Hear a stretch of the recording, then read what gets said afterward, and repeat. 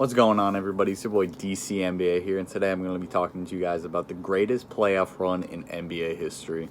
That, of course, is LeBron's 2018 playoff run when he took the trash Cavaliers to the NBA Finals. During his incredible playoff run, LeBron averaged 42 minutes per game. That is an average of 6 minutes per rest per game. That's incredible. And he averaged 34 points per game, 9 assists per game, 9 rebounds, a steal and a half, a block, 4 turnovers, while shooting an insanely efficient 54% from the field, not as efficient 34% from 3, and 75% from the free throw line. In the playoffs, LeBron did not have a lot of help. He only had one teammate average over 10 points per game. Yes, one teammate. That was Kevin Love. He averaged 14.9, but he only shot 39.2% from the field.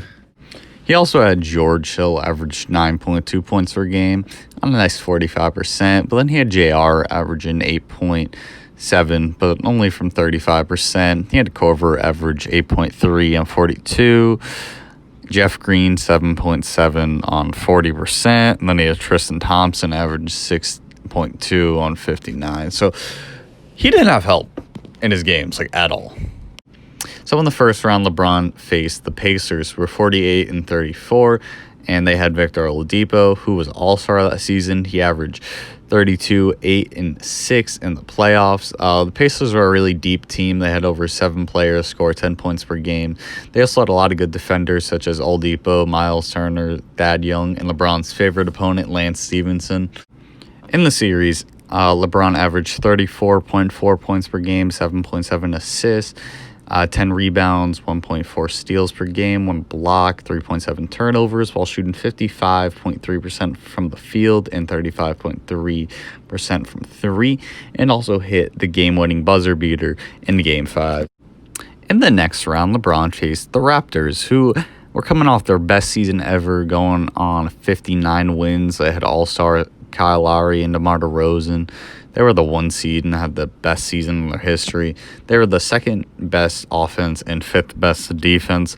And they had so many good role players such as Serge Ibaka, Jonas Valanciunas, Lon Wright, Fred VanVleet, OG Anunoby, Pascal before he was a star, Yucca Pirtle, Norm Powell. They also had the coach of the year, Dwayne Casey.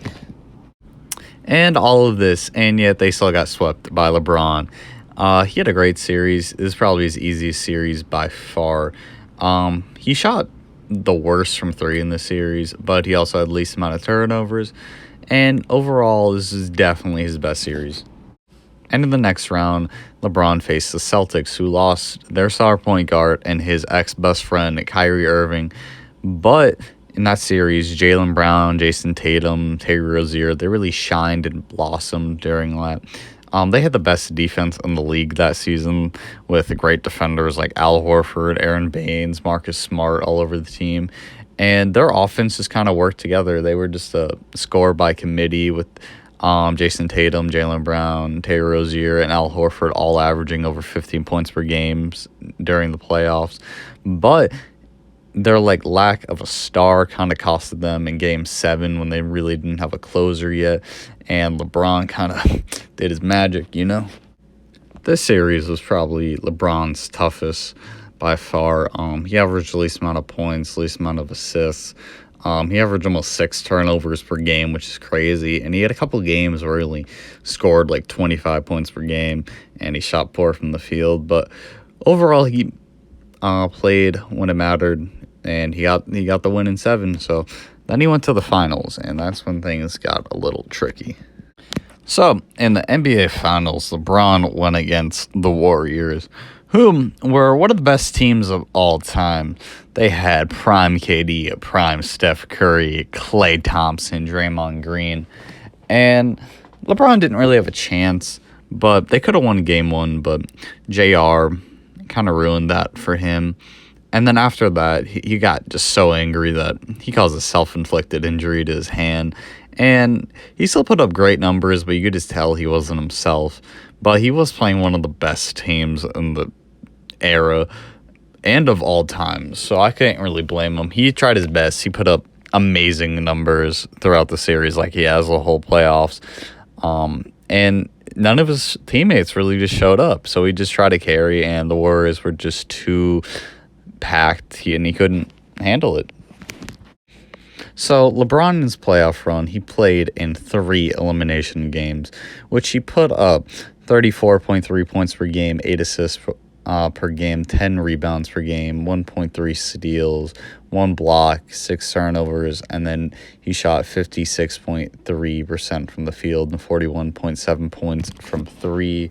So as you see, LeBron's numbers are very similar to his numbers throughout the whole playoff game, which kind of just showed me that LeBron took every game as an elimination game, because he really didn't have a choice. Because if he didn't put up amazing numbers, his team was going to lose. If he didn't have amazing, like 35 points per game, his team was going to lose the game. He was the sole reason his team went to the finals. And this is why I think LeBron has one of the greatest playoff runs in NBA history. In the playoffs, he led in points, assists, minutes, field goals attempted and made, free throws attempted and made, triple-doubles in games played. If this doesn't show you why this is one of the greatest playoffs runs in NBA history, I don't know what will, because he had to do everything for his team to be in the finals. He tried his hardest, no matter what, to get his team there. He led in most of the major categories. I think that this finals loss, people will say will go against his record. But with what he had, I think he made the best out of it. I think he's the only player in NBA history that could have brought this poor of a roster this far. And this is why I think this is the greatest playoff run in NBA history. I hope you guys enjoyed the video, and if you did, make sure you like, comment, and subscribe. And let me know what you guys want to see next. I'm always open to ideas. All my links should be down in the description if you want to follow me on my Instagram, Twitter, or TikTok. I'm always going to be responding to you guys there. So I hope you guys have an amazing day, and hope you guys watch more. Thank you.